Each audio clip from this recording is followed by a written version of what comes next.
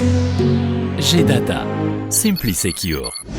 Salut tout le monde, voici venir le dernier épisode de la saison 5 de Zataz Web TV. Alors d'abord, un big merci pour votre fidélité, vos mails et vos idées de sujets.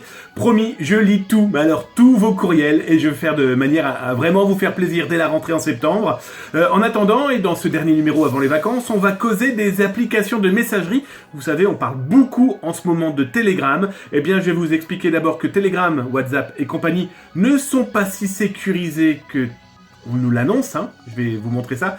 Mais aussi, je vais vous montrer d'autres applications beaucoup moins à la mode, mais tout aussi sécurisées, voire plus, qui pourraient vous permettre en tout cas, vous, de converser de manière tranquille avec votre famille et vos amis. Bref, Zataz Web TV, c'est parti!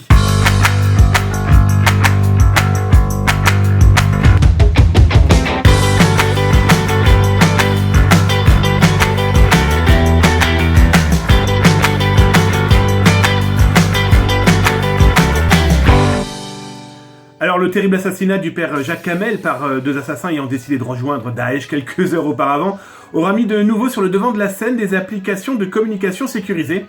Parmi celles montrées du doigt, car utilisées par les deux criminels, eh bien c'est l'application Telegram. Une application utilisée par des millions d'internautes, appli totalement légale que j'utilise moi-même, comme de nombreux politiques. Certains de ces politiques souhaiteraient malheureusement d'ailleurs voir disparaître Telegram et tout ce qui chiffrerait les communications. Alors soyons très clairs, une idée totalement idiote, mais nos politiques, pour faire parler d'eux, surtout en été, ne sont plus à ça près. Alors il faut savoir que cybersurveiller Telegram n'est pas si difficile, ou en tout cas n'est pas impossible, tout comme WhatsApp d'ailleurs, et les logiciels passant par votre téléphone portable. Deux Russes ont fait la démonstration en juin dernier. C'est d'ailleurs ce que je vous montre depuis le début de cette chronique.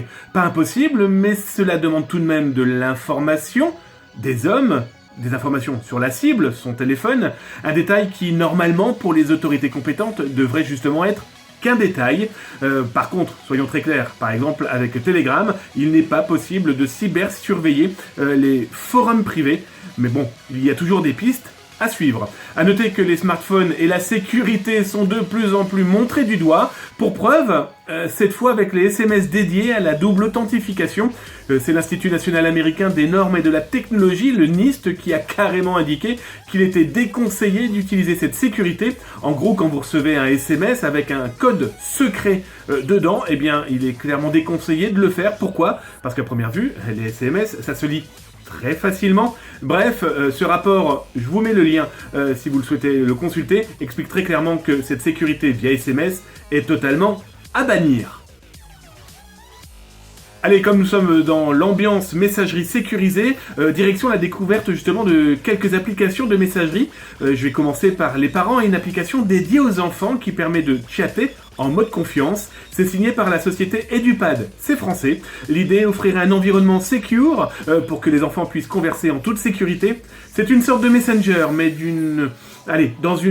dans un encapsulage, voilà, on va l'appeler comme ça, qui permet de protéger les enfants, c'est chiffré. Tout le monde ne peut pas y accéder, et surtout ce qui est intéressant, c'est que dès qu'il y a un problème avec une photo ou un message, on peut lancer une alerte, et des modérateurs peuvent gérer le problème. Une autre application que vous pouvez tester, que j'ai testé, qui s'appelle CoverMe. Alors cette application tourne sous Android et iOS. Les auteurs américains annoncent qu'ils utilisent un chiffrement de type militaire. Alors autant dire que c'est un terme qui ne veut strictement rien dire. C'est clair, ça fonctionne bien, l'application est assez simple de prise en main, graphiquement parlant, il n'y a que dalle, donc on se dit qu'ils ont plutôt pensé à l'aspect sécurité. Testez, vous m'en direz des nouvelles. Je finirai avec Privatex, message chiffré, avec des possibilités assez étonnantes comme assigner un mot de passe à vos messages, envoyer aussi des messages que vous pouvez effacer à distance avant même qu'il soit lu. Et dernier petit détail, vous pouvez décider en mettant un chrono sur les messages que vous envoyez, leur autodestruction, même si l'auteur souhaite les garder. J'ai testé, c'est plutôt efficace, ça tourne sous iOS et Android, et c'est gratuit. Allez, Zataz Web TV saison 5, c'est terminé. Je vous souhaite d'excellentes vacances si c'est la possibilité qui vous tend les bras. Moi, je vous retrouve au mois de septembre et en attendant, vous pouvez me contacter par mail ou alors par Twitter si vous avez des idées ou que vous souhaitez que je traite certains sujets. En attendant, je vous souhaite un bon repos. Ciao, ciao.